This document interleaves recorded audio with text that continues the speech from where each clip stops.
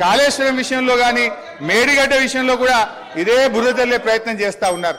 నేను చూస్తా ఉన్నా ఇవాళ ఉత్తమ్ కుమార్ రెడ్డి గారు వారు చాలా సందర్భాల్లో వారు కానీ వీళ్ళ నాయకులు కానీ చెప్తా ఉన్నారు. ఏమని చెప్తున్నారు? మేము సిట్టింగ్ జడ్జితో విచారణ జరుపుతామని చెప్తున్నారు. అధ్యక్ష, ఐ డిమాండ్ వెంటనే సిట్టింగ్ జడ్జితో విచారణ జరపండి. అధ్యక్ష, బంగారాన్ని నిప్పుల్లో దాన్ని కాల్చితేనే దాని మేలిమి బయటపడుతుంది. నిజమేందో ప్రజలకు తెలవాలి, బంగారం ఏందో కంచేందో ప్రజలకు అర్థమవుతుంది. నేను ఒకటే కోరుతా ఉన్నా ఇలా, ఎందుకంటే అధ్యక్ష గతంలో ఒక నిమిషం అధ్యక్ష, దయచేసి కంక్లూడింగ్ జస్ట్ 3 minutes అధ్యక్ష, దాదాపు 80,000 కోట్లు ఖర్చయిన కాళేశ్వరానికి 1,00,000 కోట్లకు ఇలా అవినీతి జరిగిందని చేసిన వీళ్ళ అవినీతి ప్రచారం గోబల్స్ గా పెద్ద ఎత్తున ప్రచారం చేశారు అధ్యక్ష. దురదృష్టవశాత్తు ప్రజలు కూడా కొంత నమ్మిండ్రు అధ్యక్ష. ఇలా నిజం నిలకడమే తెలుస్తుంది. తప్పకుండా ఇలా మీరు మేడిగడ్డ మీద వేస్తారా, సుందిల మీద వేస్తారా, సిట్టింగ్ జడ్జితో విచారణ తక్షణమే వేయండి. మేము రెడీగా ఉన్నాం. మా నిజాయితీ బయటకు వస్తుంది. మేము ఎలాంటి తప్పులు చేయలేదు కనుక నిజాలు ప్రజలకు తెలవాలంటే విచారణ జరపాలి, వెంటనే వేయాలని కూడా. Leader of the house speaker sir, మాజీ మంత్రివర్యులు హరీష్ రావు గారు 5 సార్లు శాసనసభ్యుడిగా, నా తెలిసక్క లెక్కలు 5 సార్లు, ఆయన ఏదో దొంగ లెక్కలు కలుపుకొని వేయడని చెప్తుంటాడు. కానీ ఆయన ఎన్నికైందే 2005, 2005, 2009, 2014, 2018, 2023. ఇంకా అన్ని రాసుకోండి, బై ఎలక్షన్స్ రాసుకోండి, వాళ్ళ మామ గెలిచినవి కూడా ఆయన దాంట్లో రాసుకోండి, ఏం అభ్యంతరం లేదు. వారు వివిధ హోదాలలో వారు పనిచేయడం జరిగింది. 2014 నుంచి 2018 వరకు వారే సాగునీటి పారుదల శాఖ మంత్రిగా పనిచేసిండ్రు. వారి తర్వాత మాజీ ముఖ్యమంత్రి గారు చంద్రశేఖరరావు గారు సాగునీటి పారుదల శాఖ మంత్రిగా పనిచేసిండ్రు. అంటే ఈ 9.5 సంవత్సరాలు వాళ్ళ కుటుంబం తప్ప ఇతరులు ఎవ్వరూ సాగునీటి పారుదల శాఖ మంత్రిగా పనిచేయలేదు. వారు ఆర్థిక మంత్రి తర్వాత ఈ రాష్ట్రం మీద ఉన్న అప్పులు కానీ, వివిధ కార్పొరేషన్ల పేరు మీద చేసిన అప్పులు కానీ సంపూర్ణంగా వారి దగ్గర సమాచారం ఉంటుంది. ఎందుకంటే ప్రతిరోజు రిజర్వ్ బ్యాంకు వాళ్ళ దగ్గర ఉన్న నిల్వలన్నీ మన అవసరం ఎంత అనే రిపోర్ట్ ఫైనాన్స్ సెక్రటరీ గారికి ఇస్తారు. ఫైనాన్స్ సెక్రటరీ గారికి ఇచ్చినట్టే అది ఫైనాన్స్ మినిస్టర్కి ఇచ్చినట్టే. ఇప్పుడు నేను వారు పదే ఎన్నికల సందర్భంలో కాళేశ్వరం ప్రాజెక్టు అంచనాలే 80,000 కోట్లు, 1,00,000 కోట్ల అవినీతి జరిగిందని ఎట్లా అంటారు? వీళ్ళు లీడర్లు కాదు, వీళ్ళు రీడర్లు, రాసిచ్చింది మాత్రమే చదువుతారని చెప్పి ప్రజల్ని మభ్యపెట్టడానికి శాయశక్తుల్లో వాళ్ళ కుటుంబం అంతా ప్రయత్నం చేసిండ్రు.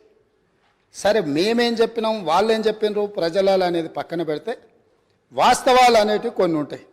ఆర్థిక శాఖ ఉన్నది. ఈరోజు ఆర్థిక శాఖకు మొన్నటి వరకు పనిచేసిన మంత్రి గారు పేజీ నెంబర్ 21 వారు చూసుకోవాలి తమరి ద్వారా, మిగతా సభ్యులు కూడా.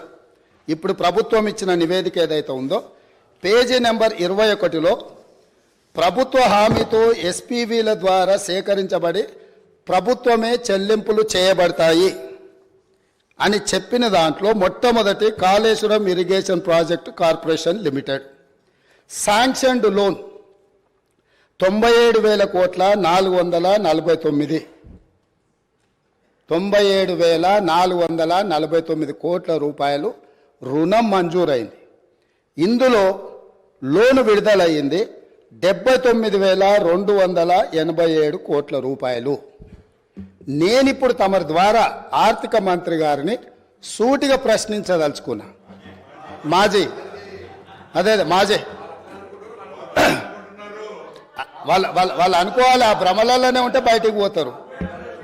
అయితే ఈరోజు అధికారిక లెక్కలు ఇవి కార్పొరేషన్ ద్వారా లోన్లు చేయబడిన అప్పు 97,449 కోట్లు. ఇవి కాకుండా కాళేశ్వరం ప్రాజెక్టుకు రాష్ట్ర ప్రభుత్వం ఖర్చు పెట్టింది. వాటి వివరాలను కూడా తీసుకొని మేము ఇస్తాము. ఈరోజు వారు సభను మళ్ళీ మీ ముందు తప్పుదో పట్టిస్తున్నారు. కాబట్టి సభలో సంపూర్ణమైన సమాచారంతో అనుభవంతో ఆ సభ్యులు మాట్లాడితే మాకు ఎలాంటి అభ్యంతరం లేదు. కానీ ఈ సభ ద్వారా తెలంగాణ రాష్ట్ర ప్రజలని తప్పుదోవ పట్టించి కాళేశ్వరం అద్భుతం అని చెప్పుకునే ప్రయత్నం ఏదైతే చేస్తుండ్రో, ఈ సభ ఇచ్చిన అవకాశాన్ని దుర్వినియోగం చేయడం అనేది ఇది దుర్మార్గమైన చర్య. కాళేశ్వరం ప్రాజెక్టు పూర్తి అంచనాలు నేను ఆర్థిక శాఖకు ఆదేశాలు ఇచ్చిన.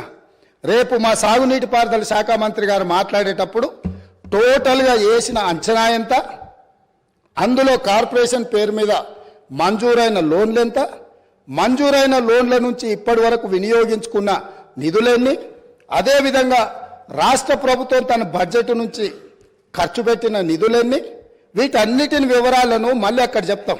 కాబట్టి ఇప్పుడు నేనేం చెప్పదలుచుకున్నా అంటే, వారు మాట్లాడుతున్నది లోపభూయిష్టమైన అబద్ధము. కాళేశ్వరం ప్రాజెక్టు యొక్క అంచనాలు 80,000 కోట్లు కాదు, లోన్లే 97,449 కోట్ల రూపాయలు ఆల్రెడీ లోన్లు మంజూరు తెచ్చుకున్నారు. రాష్ట్ర ప్రభుత్వం ఖర్చు పెట్టింది. మొత్తానికి వీళ్ళు వేసి అంచనా లెక్కలేస్తే అది ఎక్కడికో వెళ్తుంది. అదొకటి అధ్యక్ష. రెండవది, ఇంతకుముందు మంత్రులు జూపల్లి కృష్ణారావు గారు మాట్లాడబోతుంటే పాపం వారిని దబాయించే ప్రయత్నం చేస్తున్నారు. నేను 2 విషయాలు ఇక్కడ చెప్పదలుచుకున్నా. ఆర్థిక మంత్రి గారే కాళేశ్వరం మీద పెట్టిన నివేదికలో, రాష్ట్ర ప్రభుత్వం ఇచ్చిన నివేదికలో వీళ్ళు చెప్పింది కాళేశ్వరం ప్రాజెక్టు కట్టడం ద్వారా ఆ నీళ్లు రైతులకు అమ్ముతాము, ఆ నీళ్లు ఇండస్ట్రీస్కి అమ్ముకుంటాము, ఇట్లా ఈ ప్రాజెక్టు ద్వారా నీళ్ళన్నీ పైసలకే అమ్ముతాం, ఉచితంగా ఎవరికి ఇయ్యము. వ్యవసాయంతో సహా ఏం చూపించిండ్రు? ఒక్క సంవత్సరానికి ఆదాయం 5,199 కోట్ల రూపాయల ఆదాయం వస్తుంది. కాళేశ్వరం ప్రాజెక్టు కట్టి వ్యవసాయానికి నీళ్ళు అమ్ముతాం, పరిశ్రమలకు నీళ్ళు అమ్ముతాం, తాగడానికి నీళ్ళు అమ్ముతాం, మొత్తం వ్యాపారమే చేస్తాం. మా ప్రభుత్వం ఉన్నదే వ్యాపారం చేయడానికి.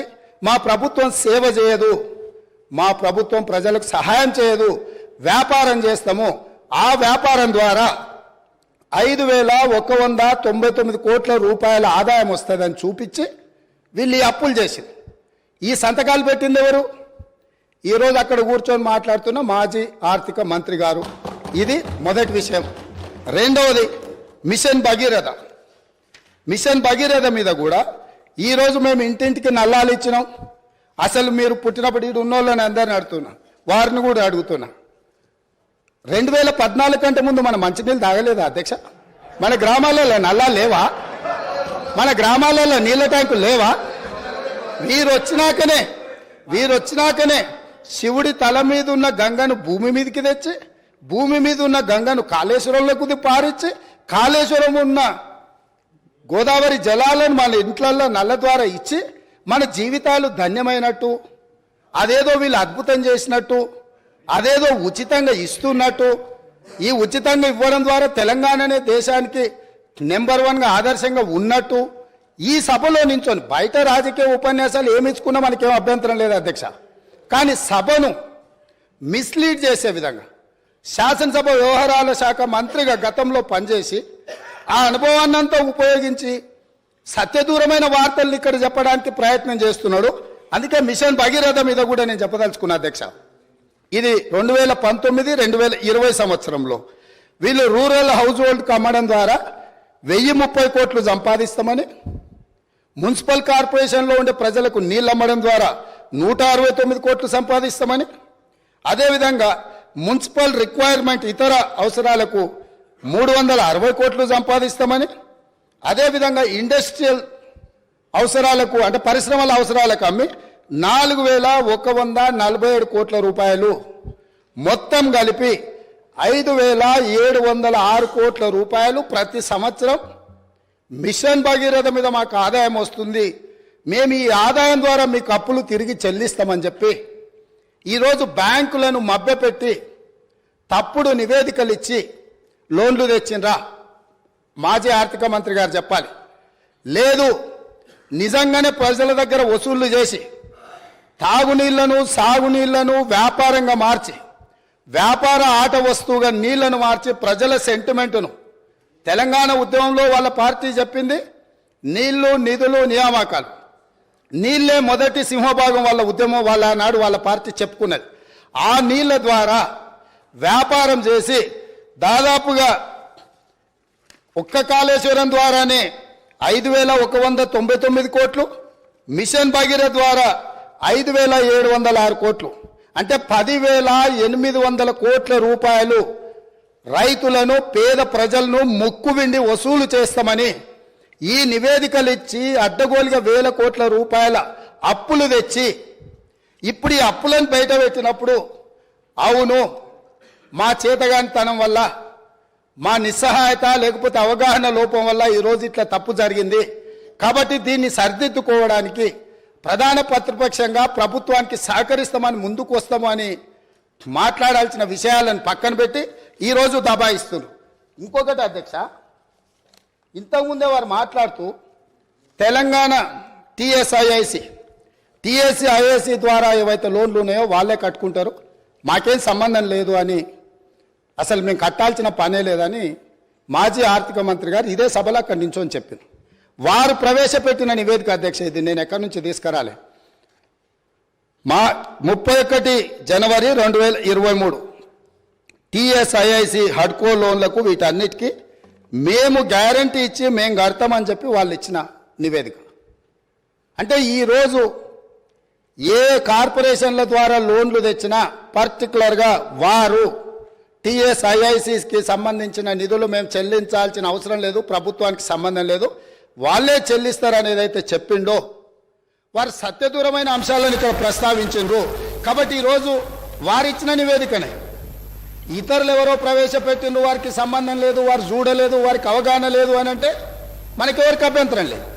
కానీ వారు ఇచ్చిన నివేదికనే తప్పుదోవ పట్టించి ఈరోజు వారు లేదు లేదు నేను మాట్లాడిందంతా గతంలో చెప్పింది ఒక రకము, ఇప్పుడు చెప్తున్నది ఇంకొక రకం అని చెప్పి వారు మాట్లాడే ప్రయత్నం చేస్తారు.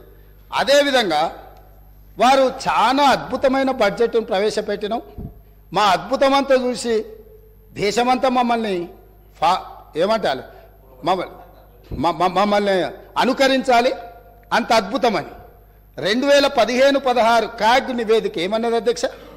వారి దగ్గర, వారి ఆర్థిక మంత్రిగా పనిచేసిన వారి దగ్గర వివరాలు లేవా? దాంట్లో ఏం చెప్పిండ్రు వీళ్ళు?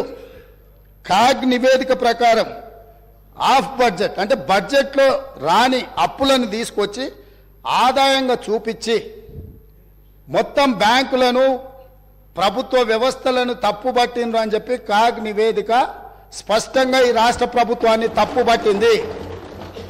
ఈ ప్రభుత్వం ఉద్దేశపూర్వకంగా ఆర్థిక సంస్థలన్నిటిని కూడా తప్పుదోవ పట్టించి అత్యధిక వడ్డీతో రుణాలు తీసుకొచ్చి ఈ రాష్ట్రాన్ని అప్పుల కూపంగా తయారు చేసిందని కాగ్ నివేదిక 2015-16లో ఇచ్చిన లేఖ అధ్యక్ష ఇది.